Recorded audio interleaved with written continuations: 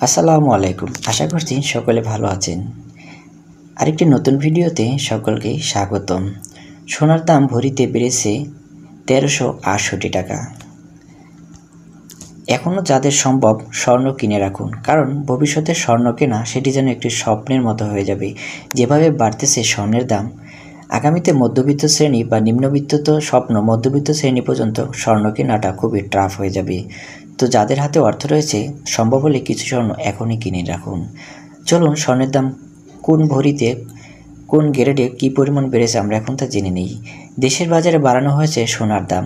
এবার ভরিতে ১,৩৬৪ টাকা বাড়িয়েছে। ২২ ক্যারেটের এক ভরি সোনার দাম ১,৬৭,০৯৮ টাকা নির্ধারণ করেছে বাংলাদেশ জুয়েলার্স অ্যাসোসিয়েশন বাজুস।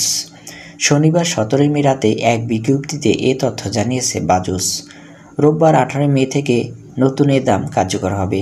বিজ্ঞপ্তিতে বলা হয়, স্থানীয় বাজারে তেজাবি সোনার পিওর গোল্ড মূল্য বেড়েছে, ফলে সার্বিক পরিস্থিতি বিবেচনায় সোনার নতুন দাম নির্ধারণ করা হয়েছে।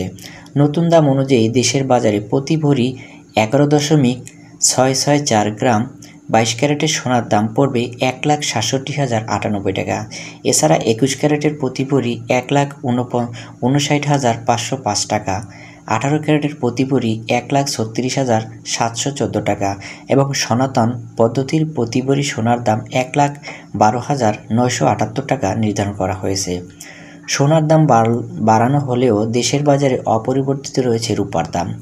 দেশে ২২ ক্যারেট এক ভরি রূপার দাম নির্ধারণ করা হয়েছে ২,৮১১ টাকা। এছাড়া ২১ ক্যারেটের প্রতি ভরি ২,৬৮৩ টাকা, ১৮ ক্যারেট প্রতি ভরি ২,২৯৮ টাকা এবং সনাতন পদ্ধতির প্রতি ভরি রূপার দাম ১,৭২৬ টাকা নির্ধারণ করা হয়েছে।